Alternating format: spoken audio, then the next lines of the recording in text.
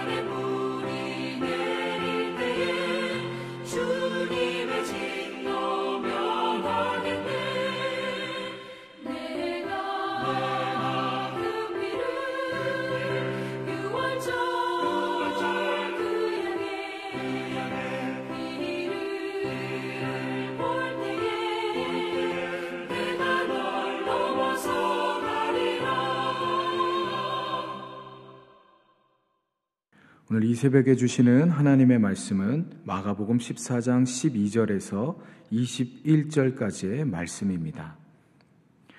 무교절의 첫날 곧 유월절 양 잡는 날에 제자들이 예수께 여짜오되 우리가 어디로 가서 선생님께서 유월절 음식을 잡수시게 준비하기를 원하시나이까 하매 예수께서 제자 중에 둘을 보내시며 이르시되 성내로 들어가라. 그리하면 물 한 동이를 가지고 가는 사람을 만나리니 그를 따라가서 어디든지 그가 들어가는 그 집주인에게 이르되 선생님의 말씀이 내가 내 제자들과 함께 유월절 음식을 먹을 나의 객실이 어디 있느냐 하시더라 하라.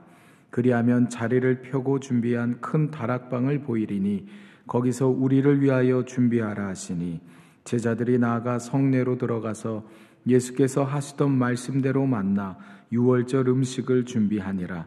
저물매 그 12를 데리시고 가서 다 앉아 먹을 때에 예수께서 이르시되 내가 진실로 너희에게 이르노니 너희 중에 한 사람 곧 나와 함께 먹는 자가 나를 팔리라 하신대 그들이 근심하며 하나씩 나는 아니지요 하고 말하기 시작하니 그들에게 이르시되 12 중에 하나 곧 나와 함께 그릇에 손을 넣는 자니라.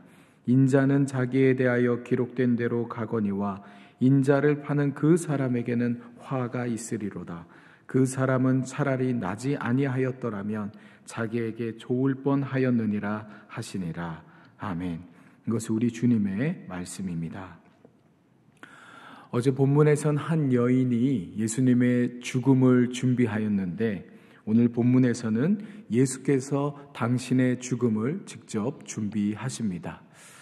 오늘 본문은 크게 두 부분으로 나누어 살필 수 있겠는데요. 먼저 12절에서 17절까지는 예수께서 유월절 만찬을 준비하시는 장면이 나오고 나머지 18에서 21절까지는 한 제자가 예수님을 배신하는 그런 것을 예수께서 예언하시는 그러한 장면이 나오고 있습니다. 먼저 12절을 읽어보면요. 무교절의 첫날 곧 유월절 양 잡는 날에 제자들이 예수께 여짜오되 우리가 어디로 가서 선생님께서 유월절 음식을 잡수시게 준비하기를 원하시나이까 하매. 유월절은 유대인들의 3대 명절 중 하나죠.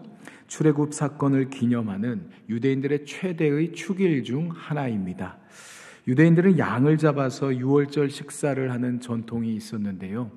유월절을 가까이 두고 이 제자들 역시도 예수님께 우리가 어디서 유월절 식사를 하면 좋겠느냐 하고 여쭈었습니다.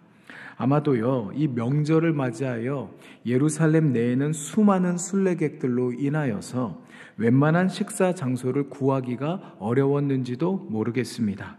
그래서 이 제자들 마음에 노파심이 들었는지도 모르겠어요. 이에 예수님께서는 13절과 같이 두 제자를 예루살렘 성내로 보내셔서 식사 장소를 마련하게 하셨습니다. 두 제자는 예수께서 미리 말씀하신 사람들을 만나게 되었고 예수께서 말씀하신 대로 제자들이 다 들어갈 만큼 넉넉한 큰 다락방을 구하게 됩니다. 이 제자들의 걱정과는 달리 이 모든 과정이 너무나도 순적하게 이루어지는 것을 우리는 보게 됩니다. 이처럼 모든 것이 주님의 계획과 말씀대로 이루어지는 것을 보노라면 주님께서는 우리에게 필요한 것을 위해 우리를 위하여 예비하시고 우리의 앞길을 인도하시는 분이다라는 것을 우리는 깨닫게 됩니다. 여러 문제들 앞에서 우리는 걱정하고 또 근심하기도 하지만 우리는 주님을 신뢰할 수 있어야 합니다. 사실 오늘 본문에서요, 예수님께서 제자들에게 일러주신 방법이 그렇게 일반적인 방법은 아니었습니다. 그러나 두 제자는 그 주님의 말씀에 순종했어요. 주님을 신뢰하는 마음보다 이들이 주님을 의심하는 마음이 컸더라면 이들이 이렇게 순종할 수 없었을 것입니다. 허나 의심하는 마음이 들더라도 묵묵히 그 말씀에 순종할 수 있다면 주님의 말씀이 이루어지는 것을 경험할 수 있게 됩니다.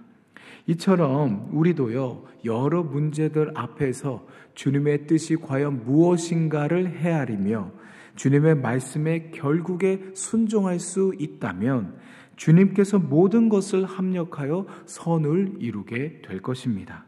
하늘의 뜻이 이 땅 가운데 이루어지기 위해선 주님을 향한 우리의 믿음과 순종이 필요하다는 것을 우리가 꼭 기억할 수 있기를 바랍니다.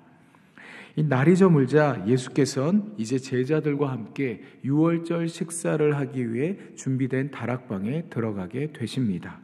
그리고 내일 본문이죠. 22절에서 31절까지 유월절 식사를 제자들과 나누시며 성만찬을 제정하십니다. 그런데 그에 앞서 오늘 본문에서 예수님께서 다소 놀라운 말씀을 하십니다. 본문 18절인데요. 다 앉아 먹을 때에 예수께서 이르시되 내가 진실로 너희에게 이르노니 너희 중에 한 사람 곧 나와 함께 먹는 자가 나를 팔리라 하신대. 그러니까 제자 중에 한 명이 예수님을 배신한다라는 그런 말씀인 거죠. 이 제자들은 화들짝 놀라 서로가 주님 나는 아니지요 하고 그렇게 여쭈었습니다. 그러자 주님께서는 본문 20절에서 그들에게 이르시되 12 중에 하나 곧 나와 함께 그릇에 손을 넣는 자니라. 배신을 하게 되는 제자의 이름을 특정하지는 않으셨지만 그는 예수님과 같은 그릇에 손을 넣어 음식을 나눌 정도로 가까운 자리, 예수님의 가까운 자리에 앉았던 것으로 보입니다. 그만큼 이 제자 공동체 내에서도 예수님과 가까운 사이, 친밀한 사이였음을 우리는 알 수 있는데요. 우리는 다른 복음서들을 통해 바로 그 배신할 제자의 이름이 가룟 유다라는 것을 알 수 있습니다. 이 유다는 제자 공동체 내에서도 회계를 담당했던 것으로 알려져 있는데요. 회계는 이 계산에 능한 사람이 해야 하겠죠. 그리고 무엇보다도 믿을 만한 사람이 맡는다라는 점에서 유다는 아마도 예수님으로부터 신망을 받는 자였을 것입니다. 그러나 유다는 그러한 예수님의 신뢰를 저버렸어요. 지금 아무렇지 않은 척 식사를 하고 있지만 이미 그의 마음은 스승을 배신하고 이윤을 챙길 그런 악한 생각으로 가득 차 있었습니다. 물론 예수께서는 그의 그 시커먼 속마음을 꿰뚫어 보고 계셨어요. 그래서 말씀하시죠. 오늘 본문 21절에 인자는 자기에 대하여 기록된 대로 가거니와 인자를 파는 그 사람에게는 화가 있으리로다.